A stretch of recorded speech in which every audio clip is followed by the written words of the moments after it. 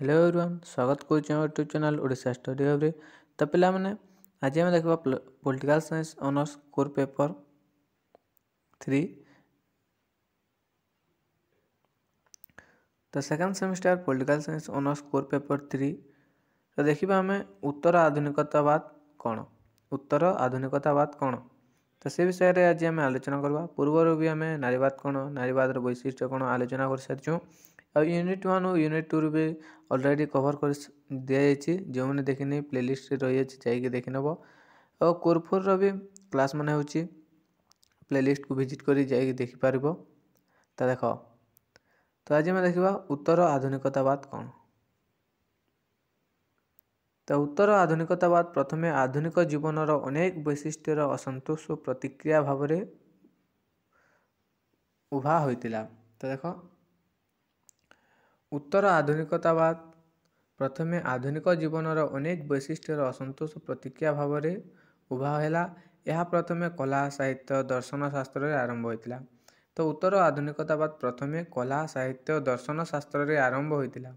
बुझेगा 1 mark question. राजनैतिक तत्पर यार प्रवेश अपेक्षाकृत नूतन अटे। उत्तर आधुनिकतावाद एक संस्कृति जहाँ सांस्कृतिक विश्व ठार एक उत्तम विश्व हो पार बोली विश्वास करता है। तो उत्तर आधुनिकतावाद वितर्क कला संस्कृति सिनेमा साहित्य समाज तत्व जोगाजोग दर्शन राजनीति इत्यादि समस्त विषय को प्रभाव करिछि। तो देख उत्तर आधुनिकतावाद कला संस्कृति सिनेमा साहित्य समाज तत्व जोगाजोग दर्शन तो राजनीति इत्यादि समस्त विषय को प्रभावित करिछि उत्तर आधुनिकतावाद। बुझेगा। तो देख उत्तर आधुनिकतावाद संज्ञा डेफिनेशन ऑफ पोस्ट मॉडर्निज्म। तो देख 20 शताब्दी 70 एवं 80 दशक उत्तर आधुनिकतावाद प्रथमे कला साहित्य कला कविता स्थापत्य और चित्र इत्यादि विषय को प्रभाव करता। जैक डेरिडा एवं फ्रांस दार्शनिक जीन फ्रांकोइस लियोटार्ड। तो देखो जैक डेरिडा एवं फ्रांस दार्शनिक जीन फ्रांकोइस लियोटार्ड उत्तर आधुनिकवाद प्रभावशाली लेखक भाव बेस जनाशुना। तो जैक डेरिडा और फ्रांस दार्शनिक जीन फ्रांकोइस लियोटार्ड उत्तर आधुनिकवाद प्रभावशाली लेखक भाव जनाशुना। बुझेगा। तो आलेक्स प्रेदांक मतरे आधुनिकवाद होउछि समाजतात्विक अनुसंधान एक विस्तार नुआ घेर सामयिक परिप्रकाश एवं नुआ रूप सामयिक विश्लेषण एवं एक प्रकार सामयिक संवेदनशीलता।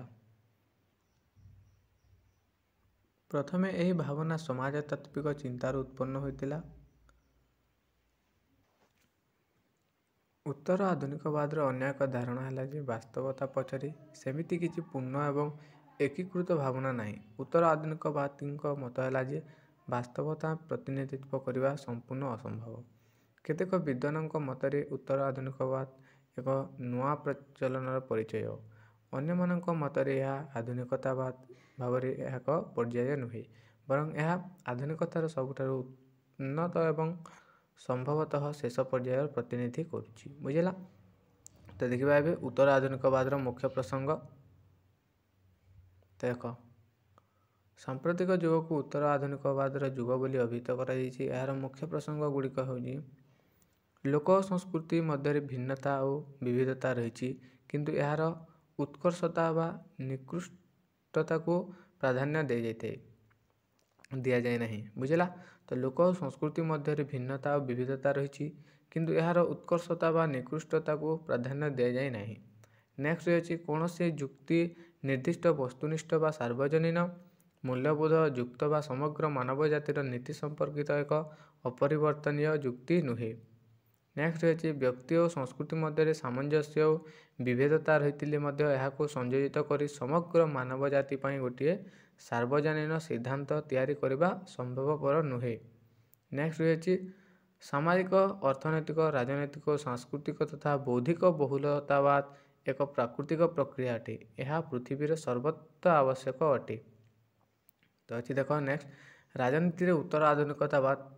तो राजनीति उत्तर आधुनिकवाद कौन रही देख ତ ଫ୍ରାନ୍ସ ଓ ଆମେରିକାରେ ବିଭିନ୍ନ ସାମୟିକ ବିପ୍ଳବ ପ୍ରଭାବରେ 1960ରୁ 70 ଦଶକରେ ବିଭିନ୍ନ ରାଜନୈତିକ ଗୋଷ୍ଠୀ ଓ ସଂଗ୍ରାମର ସୂତ୍ରପାତ ହେଲା, ଯାହାକି ରାଜନୀତିରେ ଉତ୍ତର ଆଧୁନିକବାଦର ଆୟମାରମ୍ଭ ହୋଇଥିଲା। ସାର୍ବଜନୀନ ମୂଲ୍ୟବୋଧ ଓ ସଂସ୍କାର ପରିବର୍ତ୍ତେ ପ୍ରତ୍ୟେକ ବ୍ୟକ୍ତି, ସମାଜ, ସମ୍ପ୍ରଦାୟର ବ୍ୟକ୍ତିଗତ ପରିଚୟକୁ ଏହା ସ୍ୱୀକୃତି ଦେଇଥିଲା। ଏହା ସାଂସ୍କୃତିକ, ବୌଦ୍ଧିକ, ରାଜନୈତିକ, ସାମାଜିକ ବହୁଲବାଦ, ବ୍ୟକ୍ତି ସ୍ୱାଧୀନତା, ପ୍ରଗତିଶୀଳ ପରିବର୍ତ୍ତନ, ସ୍ଥାନୀୟ ଅନୁଷ୍ଠାନ ଓ କାର୍ଯ୍ୟକ୍ରମ ଉପରେ ଗୁରୁତ୍ୱ ଦେଇଥାଏ।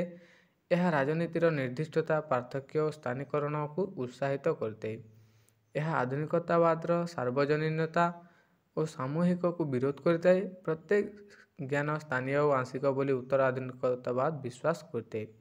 ବ୍ୟକ୍ତିବାଦ, ବହୁଲବାଦ ଓ ମାର୍କ୍ସବାଦ ପରି ଆଦର୍ଶବାଦ ସୂଚିତ କରୁଥିବା ସମ୍ପୂର୍ଣ୍ଣ ଜାଗରଣ ବା ମୁକ୍ତିକୁ ଉତ୍ତର ଆଧୁନିକତାବାଦ ପ୍ରତ୍ୟାଖ୍ୟାନ କରିଥାଏ। ତ ଦେଖ, ଫ୍ରାନ୍ସ ଓ ଆମେରିକାରେ ବିଭିନ୍ନ ସାମୟିକ ବିପ୍ଳବ ପ୍ରଭାବରେ 1960ରୁ 1970 ଦଶକରେ ବିଭିନ୍ନ ରାଜନୈତିକ ଗୋଷ୍ଠୀ ଓ ସଂଗ୍ରାମର ସୂତ୍ରପାତ ହୋଇଥିଲା, ଯାହାକି ରାଜନୀତିରେ ଉତ୍ତର ଆଧୁନିକବାଦର ଆୟମାରମ୍ଭ ହୋଇଥିଲା। ତ ଆଧୁନିକବାଦର ସାର୍ବଜନୀନତା ଓ ସାମୂହିକତାକୁ ବିରୋଧ କରୁଥାଏ ଏହି ଉତ୍ତର ଆଧୁନିକତାବାଦ। ବୁଝିଲା? ଏହା ସାଂସ୍କୃତିକ, ବୌଦ୍ଧିକ, ରାଜନୈତିକ, ସାମୟିକ ବହୁଲତାବାଦ, ବ୍ୟକ୍ତି ସ୍ୱାଧୀନତା, ପ୍ରଗତିବାଦ, ପରିବର୍ତ୍ତନ, ସ୍ଥାନୀୟ ଅନୁଷ୍ଠାନ କାର୍ଯ୍ୟକ୍ରମ ଉପରେ ଗୁରୁତ୍ୱ ଦେଇଥାଏ। ବୁଝିଲା? ତ ଏଇଟା ଥିଲା +3 second semester political science honours core paper 3ର ୟୁନିଟ୍ 3। ତ ଆଶା କରୁଛି ଭିଡ଼ିଓଟି ଭଲ ହେଇଥିବ। ଭିଡ଼ିଓଟି ଭଲ ହେଇଥିଲେ ତୁମ ସାଙ୍ଗସାଥିମାନଙ୍କୁ ସେୟାର କରିଦେବ, ଯାହାଦ୍ୱାରା ସେମାନେ ମଧ୍ୟ ଉପକୃତ ହୋଇପାରିବେ। ଧନ୍ୟବାଦ।